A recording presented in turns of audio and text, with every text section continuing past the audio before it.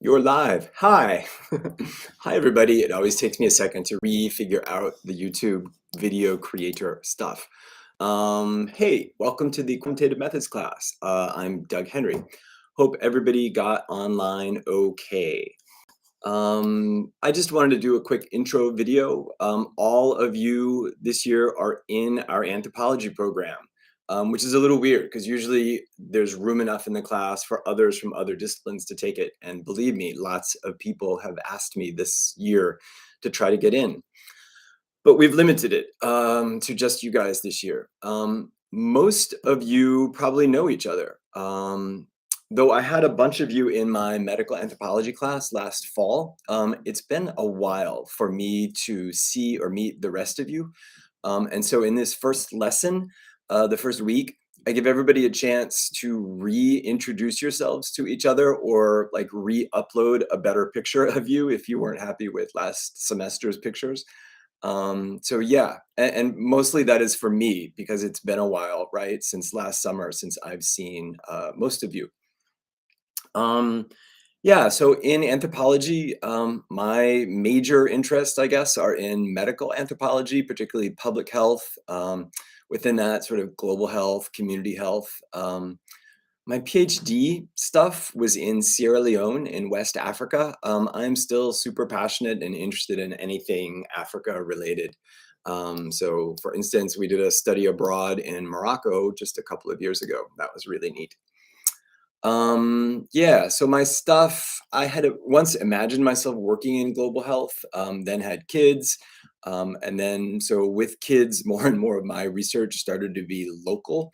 So I've done stuff on sleep disorders, insomnia, apnea, sleep paralysis, HIV, child mental health. More recently, have collaborated with the local public health department on a project on youth vaping. And then the last couple years, a new project on cannabinoids and cannabis policy, which has been super interesting. So if you all know Kelly Parton in our department, Kelly and I just published a class project in social science and medicine. And then Malka Rael, if you've met Malka, Malka and I just had a piece just this morning get accepted for the Annals of Applied Praxis. It's the sort of the Napa journal in anthropology. About this course, I will urge you to print out the syllabus. For me, that is always the best way to stay on top of deadlines and readings and what you need to be doing. And in the syllabus, I put lots of practical kinds of information. This year, because there are 18 of you, I'm gonna try to change the way I teach the course a bit. I've never had this many in the class. Usually I have 12 to 14, and so that's kind of how I've always thought about the class is, how to teach to 12 people. But with 18 of you, it's just bigger enough that I think I'm gonna have to tweak some stuff. And that's just because usually we separate out the online from the face-to-face cohorts. But this year with Susan Squires retiring, we really just have one big class. It's not too big. I think we can manage. 18 is not ridiculous, but it'll just require me to tweak some stuff. It's a little unusual for a course like this to be required, a quantitative methods course to be required in an anthropology class. And so I put a lot of time and energy into the first lesson just to try to explain that and like what our logic was. But I mean, the short of it is that we have been a program long enough that our alumni talk about how useful this course is or has been to whatever they do. And about, it varies, right? But maybe 40 to 50%, I'll say 40% of our graduate students end up incorporating some kind of quantified data, usually surveys or census data, into their applied thesis work. So that's another reason why. So I'm going to urge you to put this video on pause for a second now while you open up the syllabus. All right, so it's a course in two parts. You'll see. I kind of want you to sort of follow me along in the syllabus, but it's a course in two parts. The first is methods and design. That is how to think quantitatively through a positivistic kind of framework, because anthropology is a social science that can involve hypothesis construction and testing of variables through social research, usually enacted by designing really good survey research questions with what's called a high reliability, right, and culturally appropriate sampling.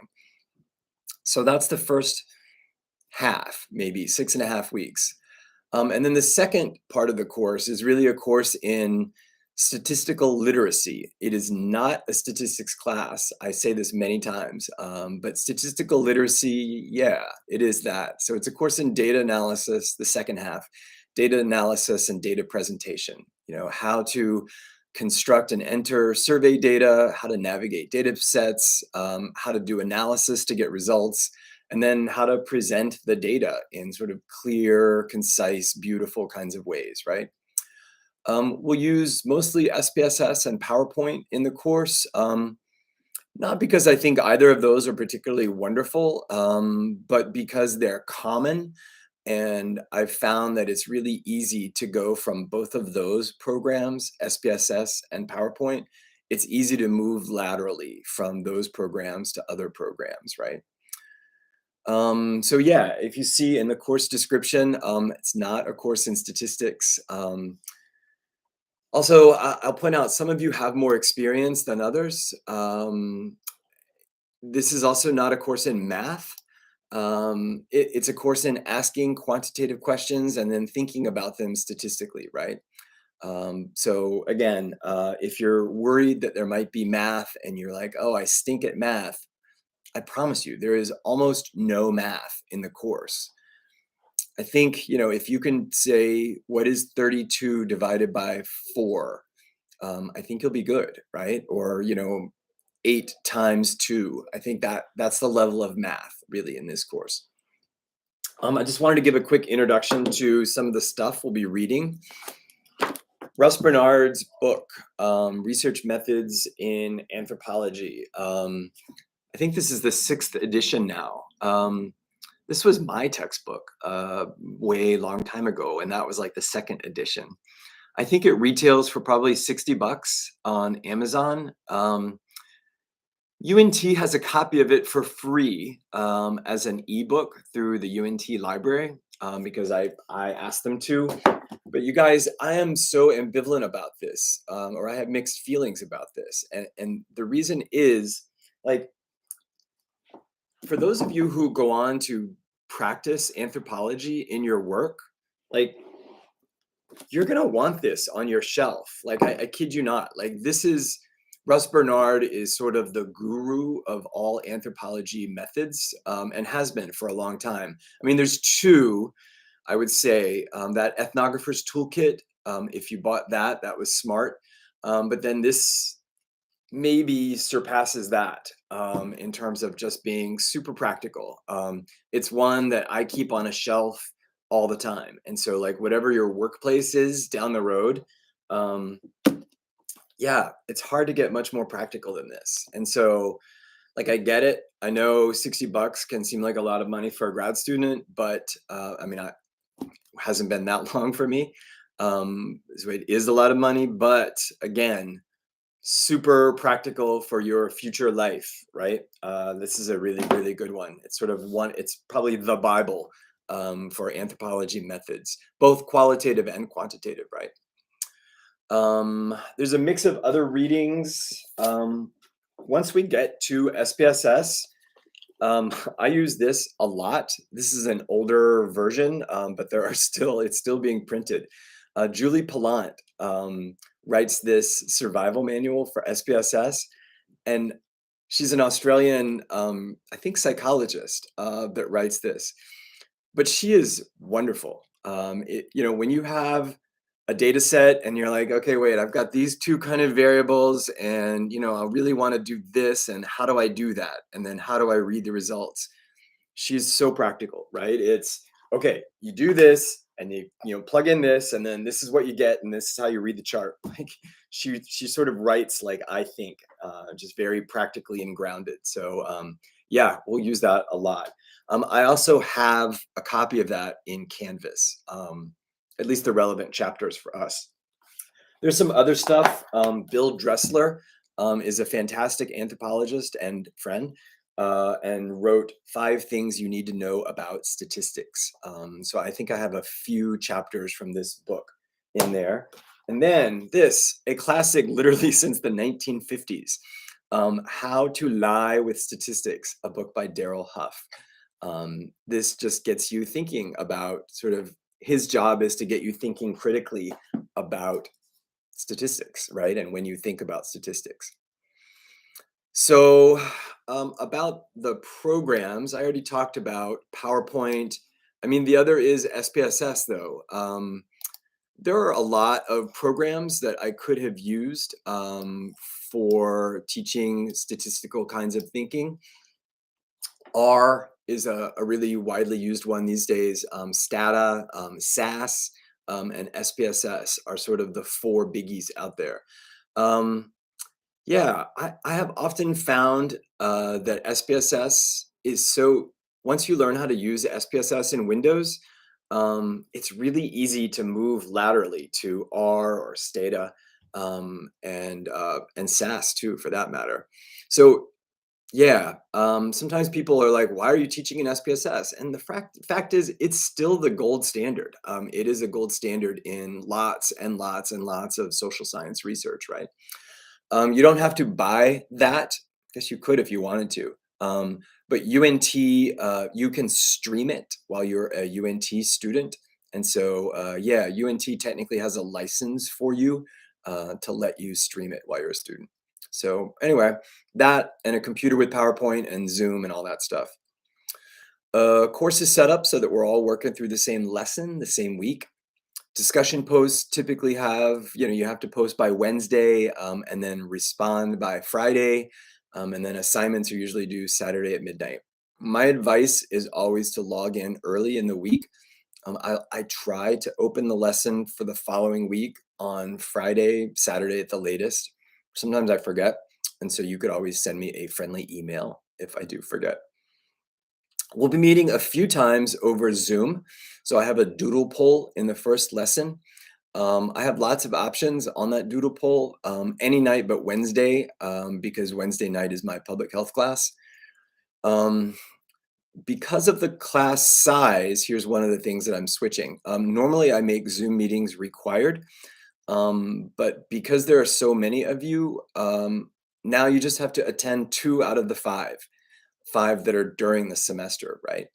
There are also, so okay, you have to attend 2 out of the 5 Zoom meetings. There are also 2 weeks at the very end of the course where attendance on Zoom is not optional, okay? So those are our final presentations. It's still months away. If you are somebody who thinks you're gonna have a work commitment, you have plenty of time now to ask off work, or to switch hours with somebody. But anyway, whichever day of the week, day and time of the week you all choose, yeah, you will have to be there for those last 2 Zoom presentations, okay? So heads up now that you have plenty of time, months and months away. Lastly, there are several weeks of group work starting week 5 because of having 18 of you in the class. And then weeks 8 through 10 are group work pretty much every week. And so this is sometimes difficult. Our alums have told us that it's fabulous to learn how to collaborate with people around the country and work teams, which is sort of what life is like. 2 to 3 max. In other words, a virtual work team of 4 is an impossibility. And so I have also found that 3 is just about as big as is practical. 2 would be even more ideal. But anyway, because there's 18 of you, we're doing groups of 3 for those weeks. So I imagine you'll create PowerPoints for those weeks and as a shared file, probably in like UNT Teams or the SharePoint. And then you can record each of you on those PowerPoint slides, right? Anyway, we will figure it out together. All right, I guess that's it. There's a lot of information about the final project for the course in the syllabus, so I encourage you to look at that. All right, I guess that's it. Feel free to email me if you have any questions at all. Okay. All right. Thanks, everybody. Take care. Bye.